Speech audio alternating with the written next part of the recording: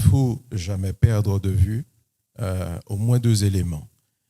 Que la dimension patrimoniale et culturelle d'un territoire est la première raison qui pousse un visiteur touristique, y compris tourisme d'affaires, à choisir cette destination.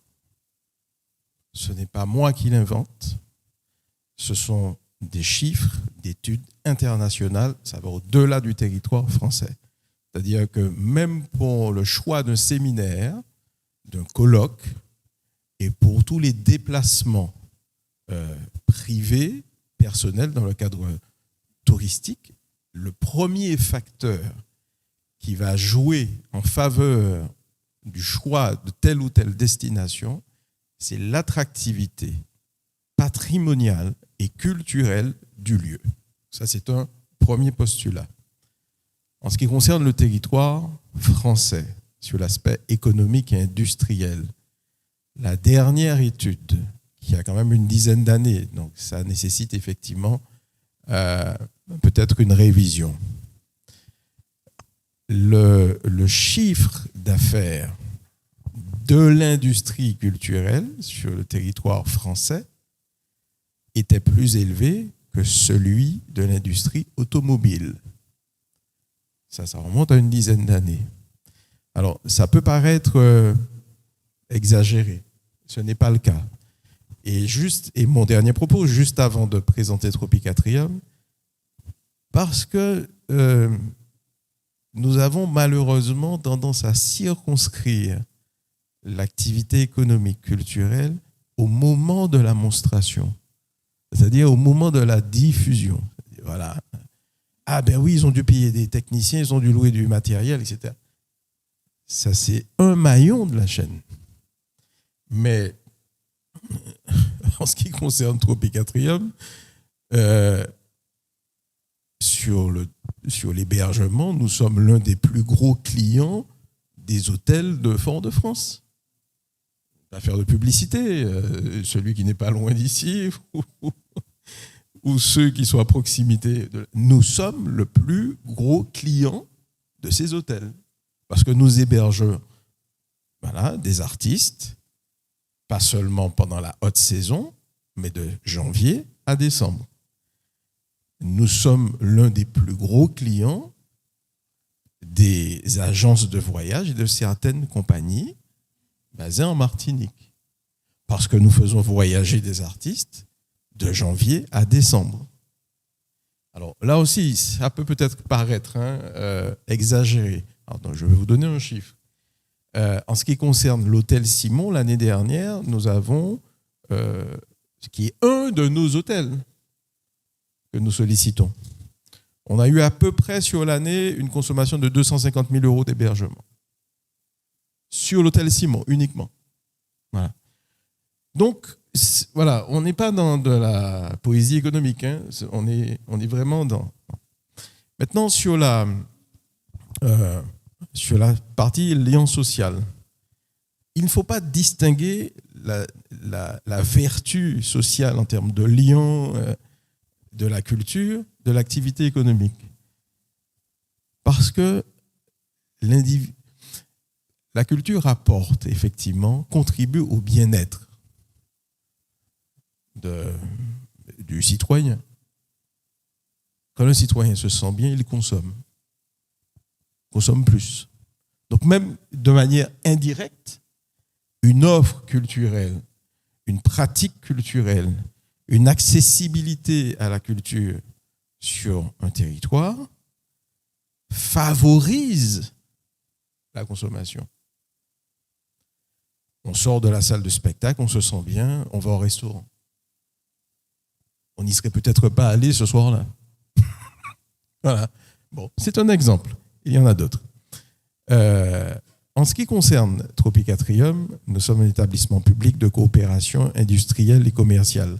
Alors, c'est un mode de gestion particulier parce qu'il allie un fonctionnement privé à une comptabilité publique. Bon, ça a été un mode de gestion créé par l'État au début des années 2000 de par un certain nombre de dérives de gestion au niveau des associations. Jusque-là, l'action culturelle sur le territoire français était essentiellement portée par un maillage associatif, y compris de très grosses structures, très grosses structures, avec comme mode de gestion l'association. Bon, il y a eu un certain nombre de dérives et l'État français a voulu donc, je dirais, sécuriser un peu la gestion des fonds publics dans le cadre de l'action culturelle. Donc, a créé le PCC. Donc, c'est pas simple, hein, parce qu'on allie vraiment culture privée et publique. Ce n'est pas simple tous les jours et c'est quelque chose qui consomme beaucoup de temps et d'énergie. Nous avons 2 contributeurs, ce ne sont pas des tutelles, parce que nous ne recevons pas des subventions, mais des contributions. C'est quoi la différence? C'est-à-dire que dans les statuts de la création de l'EPCC, le Conseil général, donc aujourd'hui la CTM, et l'État se sont engagés à verser un montant chaque année à l'établissement qu'ils ont créé. Nous ne recevons pas de subvention. C'est une contribution. C'est-à-dire qu'il y a obligation pour ces 2 institutions qui ont créé un outil de l'aider financièrement. Si l'un des partenaires venait à revoir à la baisse sa dotation, il serait obligé d'en informer l'autre partenaire. Et si un de ces 2 partenaires sort de l'EPCC, l'EPCC s'arrête. Voilà. Donc, nous ne recevons pas des subventions, mais des contributions. Notre modèle économique et la dimension privée de la structure nous permet de solliciter effectivement des acteurs économiques sous forme de mécénat, de partenariat, de sponsoring. Et nous avons un conseil d'administration composé de 14 membres, à la fois de la société civile, de la collectivité territoriale et des différents services d'État, préfecture, rectorat. Voilà. Nous avons une action pluridisciplinaire en art visuel, en spectacle vivant, danse, musique, théâtre, en cinéma. Nous sommes, après Madiana, le 2e opérateur cinéma labellisé par le CNC, c'est-à-dire nous sommes le 2e opérateur dont l'activité cinématographique est reconnue par le CNC, et donc nous contribuons à ce qu'on appelle le fonds d'aide automatique à, je dis ça très rapidement, c'est-à-dire que ce que paye, c'est-à-dire la TSA que paye Madiana ou que nous payons, permet de constituer un fonds d'aide automatique qui finance les réalisations, les productions donc du cinéma français. Voilà. Et nous avons également un pan qui est de plus en plus important et nous sommes totalement débordés par cet aspect, c'est la dimension de l'accompagnement. Alors, les résidences d'artistes. Alors, les résidences d'artistes, pour ceux qui ne le savent pas, ne sont pas une question d'hébergement, parce que souvent il y a une confusion, c'est-à-dire on va héberger des artistes pour qu'ils créent. Non. Une résidence d'artiste, c'est une structure qui accorde des moyens financiers, des moyens techniques, des moyens logistiques, des moyens humains à des artistes durant un temps donné pour qu'ils puissent créer, c'est-à-dire pour qu'ils puissent se consacrer à leur projet de création. Donc, c'est un budget, c'est un espace, parce que c'est un espace qui est dédié à la création, parce que l'artiste qui monte son décor, il ne va pas le démonter chaque soir en quittant la salle pour le remonter le matin. Donc, c'est une aide financière, une aide technique, une aide logistique, une aide humaine, administrative, sur comment monter un budget, comment monter un plan de financement, comment solliciter et qui solliciter. Et sur cet aspect-là, effectivement, nous devrions être plus nombreux en Martinique à proposer des résidences d'artistes. La résidence d'artistes permet finalement à la création contemporaine, pas patrimoniale, mais en tout cas contemporaine, martiniquaise, de se renouveler. Voilà. On ne peut pas dire, par exemple, aux musiciens, oui, mais vous ne créez pas, si on ne leur permet pas d'avoir un temps dédié à la création. Ce n'est pas en jouant dans tel ou tel restaurant tous les week-ends qu'ils vont créer. S'ils n'ont pas le temps de répéter, de s'asseoir, de réfléchir, etc. Et c'est pareil pour toutes les disciplines. L'activité, de point de vue économique, notre activité est déficitaire. C'est pour ça que nous avons des contributions. C'est-à-dire que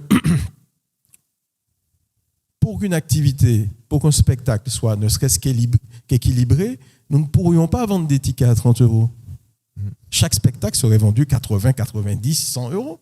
Si nous le vendons à 80 euros, c'est parce que nous acceptons que l'activité soit déficitaire, ce déficit étant comblé par les contributions de nos deux partenaires financiers.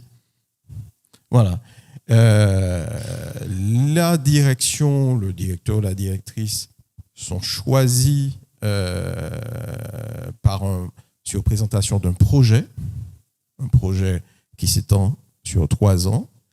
Et ce projet, donc il est présenté devant un jury composé de personnes qui viennent du ministère de la Culture, de la CTM, de la société civile.